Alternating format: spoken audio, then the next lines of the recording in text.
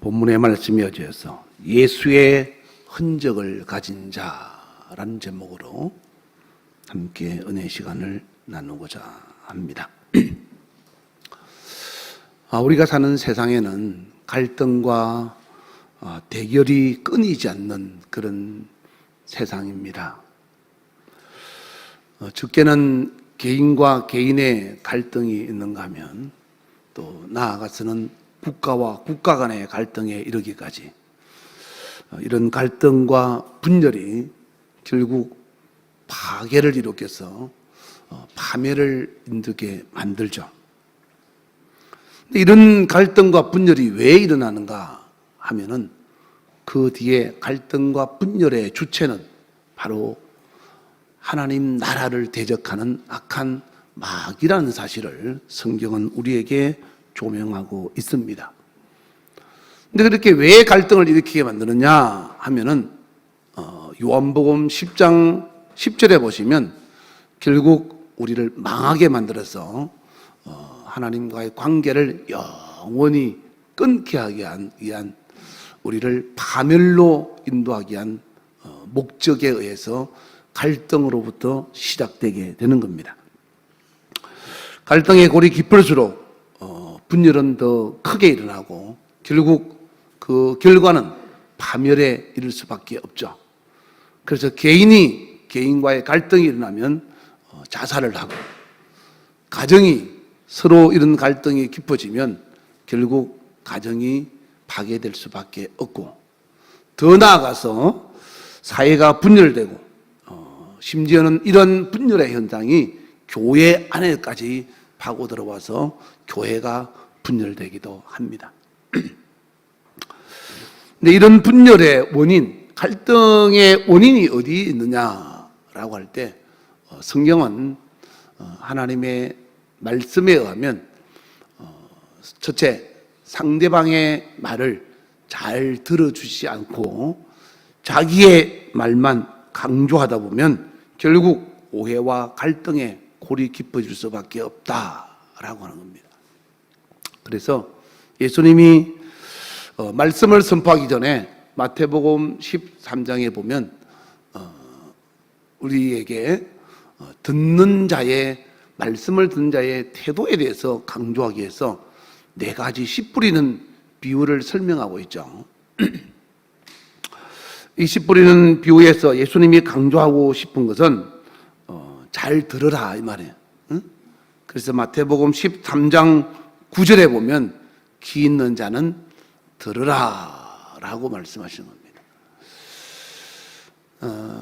아담과 하와가 하나님 말씀을 귀담아 듣지 않다 보니까 결국 악한 마귀에게 속아서 하나님과의 갈등 속에서 선악과를 따먹고 결국 에덴 동산에서 쫓겨나게 되었고, 그리고 로마서 5장 12절에 보면 이 아담과 하와가 결국 온 인류의 사망을 가지고 들어오게 한 장본인이 되었다라고 말씀하고 있습니다. 우리가 살아가면서 나 때문에 다른 사람에게 피해를 미치는 것은 옳지가 않죠. 또 서로 간에 이런 갈등들이 상대방의 의견을 존중하지 않고 자기의 말만 주장하면서 갈등이 빚어진다면 그거는 좋은 인간관계가 되지 못할 겁니다. 그래서 상담의 제일 첫 번째 원칙이 상대방의 말을 들어주는 거죠. 잘 듣다 보면 상대방이 질문해놓고 답도 함께 할 때가 있습니다. 그래서 많이 들어주는 것이 가장 좋은 상담의 원칙이다라는 것을 말하고 있습니다. 부부간에도 마찬가지입니다. 왜 싸웁니까? 남편이 아내의 말을 들어주지 않고 아내가 남편의 말을 들어주지 않는 겁니다. 부모와 자식 간에도 마찬가지로 서로의 말을 들어주지 않고 자기 말만 옳다고 주장하기 때문에 일어나는 현상이 바로 갈등이라는 거죠. 갈등의 골이 깊어지면 뭐가 된다 했죠? 분열이 일어날 수밖에 없습니다. 그래, 너는 너대로, 나는 나대로. 그렇게 분열하게 되는 거죠. 그러므로 여러분들은 서로의 말을 잘 들어주고 상대방의 말에 나를 인정해서 좋은 관계를 만들어갈 수 있기를 주의 이름으로 축원합니다. 축원합니다. 자기 말만 하지 말고 제발 남의 말을 좀 들어주시기 바랍니다.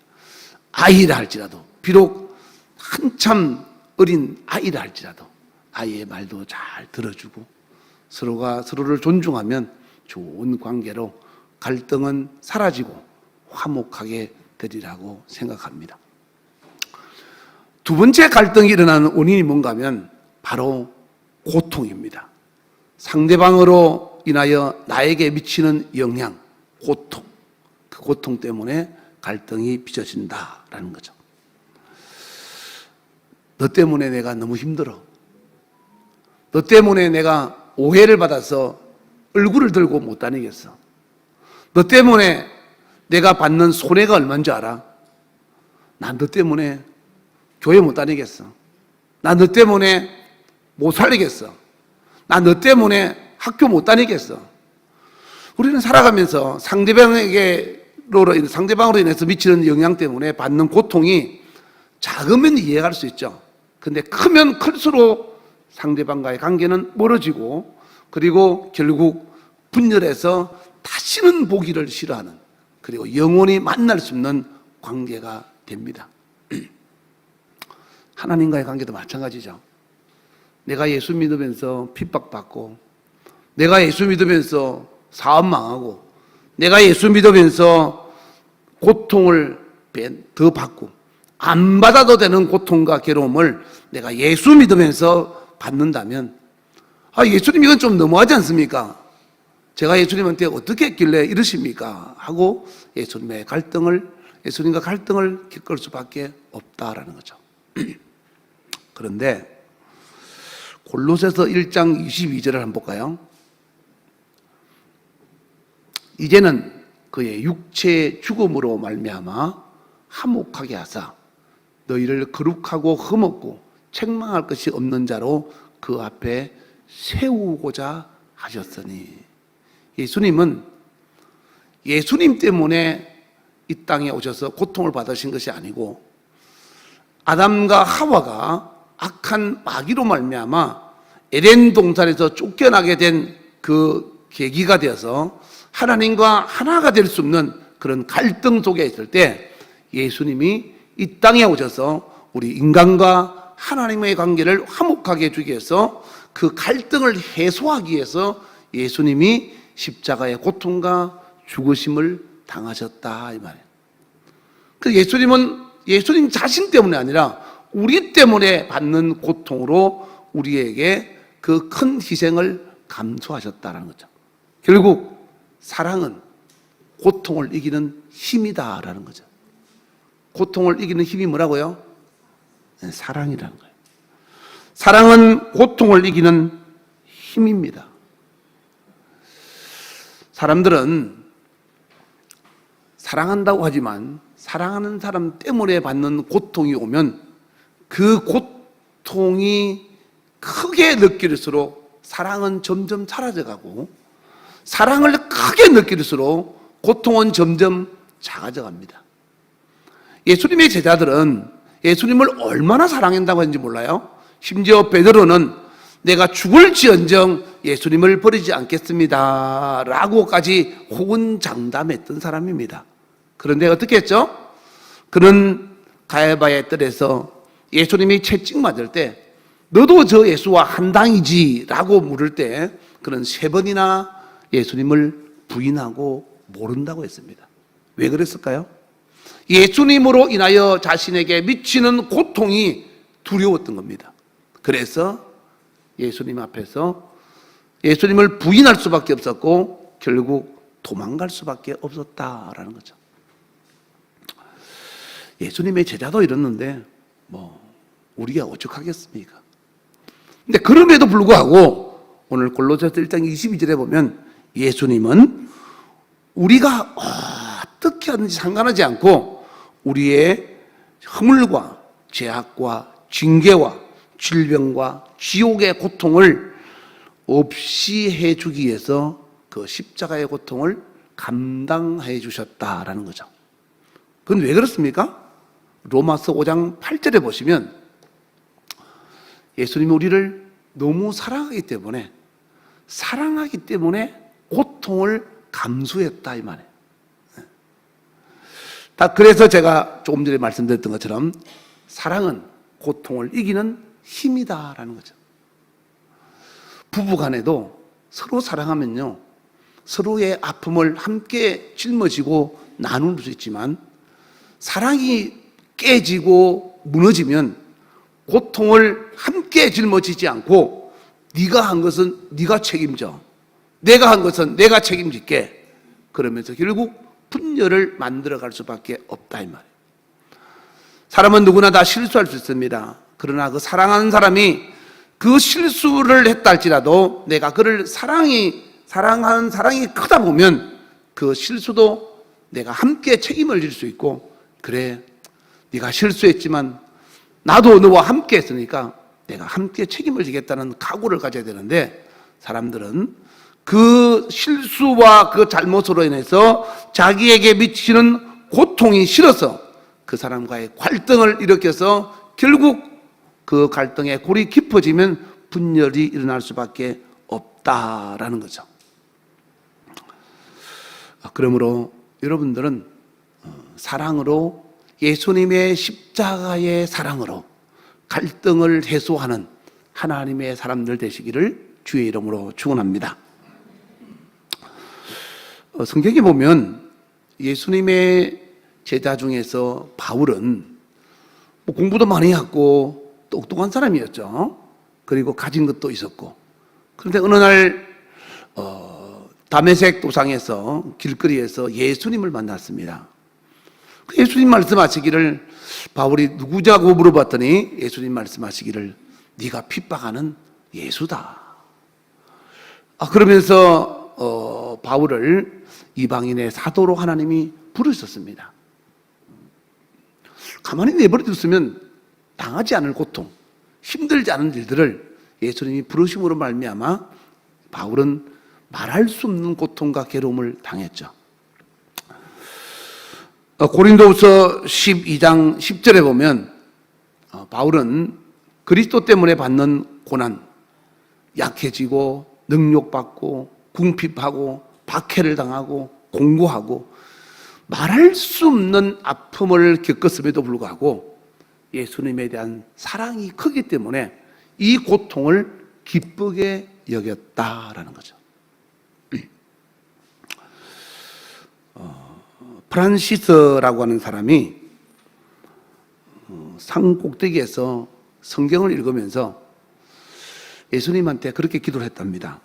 주님, 나도 주님이 겪은 그 아픔을 경험하고 그 십자가의 사랑을 느끼기를 원합니다 라고 기도했더니 갑자기 온몸에 예수님의 십자가처럼 그 강렬한 십자가의 고통이 자기 몸에 와 밀려오더랍니다.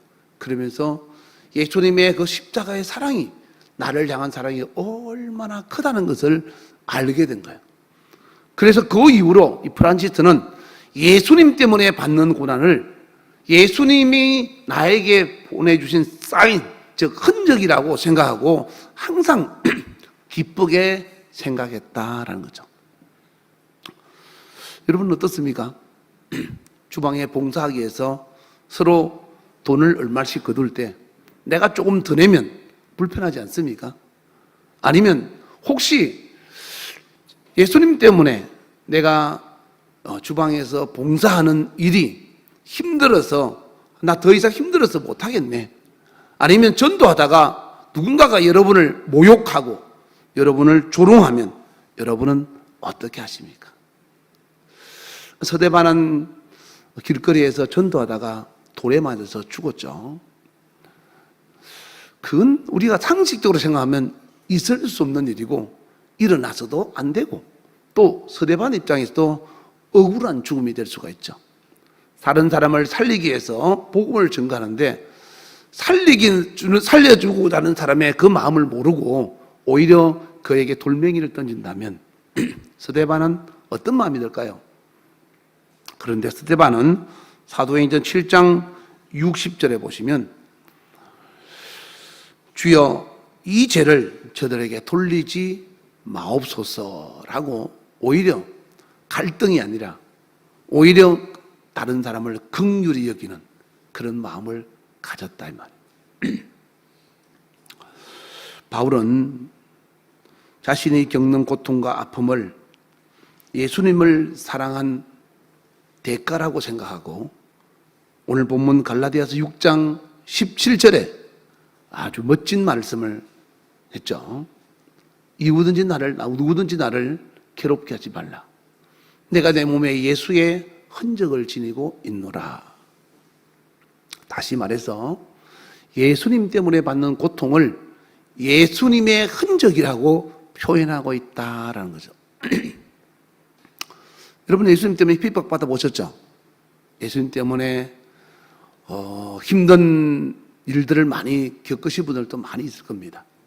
그럼 그거를 여러분이 예수님의 흔적이라고 생각하고 그것을 간직하고 있는 분이 얼마나 될지 모르겠습니다.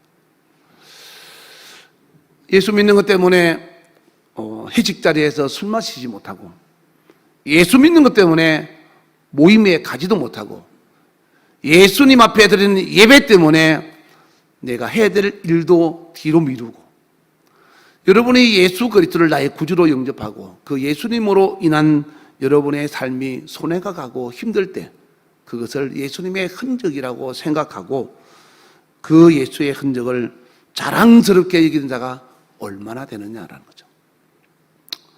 오늘 본문의 갈라디아서 6장 14절 한번 볼까요? 내게는 우리 주 예수 그리스도의 십자가 외에 결코 자랑할 것이 없으니 그리스도로 말미암아 세상이 나를 대하여 십자가에 못 박고 그리스도 때문에 세상 사람들이 나를 미친놈 그리고 안타까운 사람 뭐 저런 인간 별 소리 다 하겠죠. 저도 많이는 안 들었지만 그런 소리를 들어본 경험이 있습니다. 회식 자리에서 예수 믿는 것 때문에 술 마시지 않는다고 조롱을 받았고 예수님의 부르심에 응답한다고 저녁 지원서를 낼 때 미쳤다고 들었고 세상은 눈에 보이는 것을 가장 중요하게 여기지만 우리 그리스도인들은 눈에 보이지 않는 영원한 하나님이 계획하신 세상을 바라보고 살기 때문에 우리는 땅에 있는 것을 때로는 버릴 수가 있습니다. 그럴 때 우리는 조롱받고 핍박받고 여러 가지 생각지 않는 오해를 받을 수도 있습니다. 그것을 여러분들은 아파하지 말라 이 말이에요. 바울은 그리스도로 말미암아 세상이 나에 대해서 십자가에 못 박고 내가 또한 세상에 대해서 그러하다. 세상이 나를 십자가에 못 박아도 나도 세상에 대한 것들을 못 받고 이제는 예수 안에서 받는 고통을 자랑스럽게 예수의 흔적으로 가지고 살겠다라는 거죠. 오늘 우리가 살아가는 우리의 신앙생활은 내가 원하는 대로 되지 않으면 우리는 예수님 앞에서 갈등을 일으킵니다. 내가 계속 예수를 믿어야 되나? 내가 계속 교회를 다니면서 이런 아픔과 고통을 당해야 되나? 여러 가지 갈등들이 여러분 마음속에 때때로 문득문득 나타나고 자라올 때가 있을 겁니다. 내가 신앙생활 꼭 이렇게 해야 돼? 내가 꼭 이런 고통을 당하면서 아픔을 당하고 손해를 봐야 돼? 아마도 여러분들은 예수님을 향한 사랑 때문에 받는 아픔과 고통이 남모르게 많이 가지고 있을 겁니다. 근데 그거를 성경은 예수님의 흔적이라고 말한다 이 말이에요. 그 흔적을 가진 자가 되어서 우리 주님 앞에서 자랑스러운 면류관의 재료가 될 수 있기를 주의 이름으로 축원합니다. 성경 다음으로 가장 많이 읽힌 책이 존 버년이 쓴 철로역정이라는 책입니다. 그 책에는 성경을 이렇게 동화처럼 만드는 내용들이죠. 그 속에 등장하는 인물 중에서 진충씨라고 하는 사람이 나옵니다. 진충씨. 진충씨는 진실하고 충성된 사람을 진충씨라고 그렇게 철로역정에서 부릅니다. 이 진충씨가 인생 여정을 다 마치고 살면서 계속 힘들고 어려워도 진실하고 충성되게 산 다음에 인생이 끝날 때 그가 마지막에 철로역정에 이런 이야기를 합니다. 나는 나의 상처와 흔적을 주님을 사랑한 증거로서 나에게 상급을 주실 그분 앞으로 가지고 가겠습니다. 이렇게 표현합니다. 사랑하는 여러분, 여러분이 예수님을 사랑한 증거로서 여러분에게 미쳤던 고통과 아픔을 예수의 흔적으로 가지고 주님 앞에 끝까지 잘 가져가면 하나님이 여러분에게 놀라운 보상을 해주실 겁니다.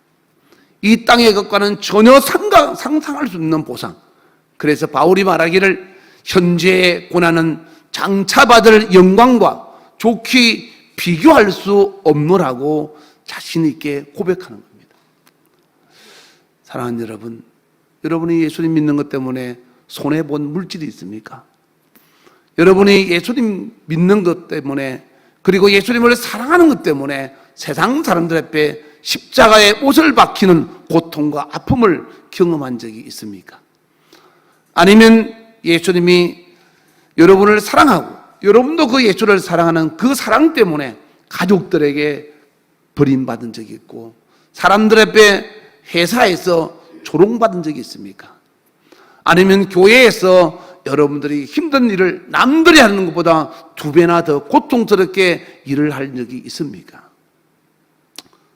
그 상처는 상처가 아니고 그거는 예수님의 흔적이고 예수님이 주실 상급의 재료라는 것을 기억하시면 여러분은 바울처럼 기쁨으로 이겨낼 수 있으리라고 생각합니다.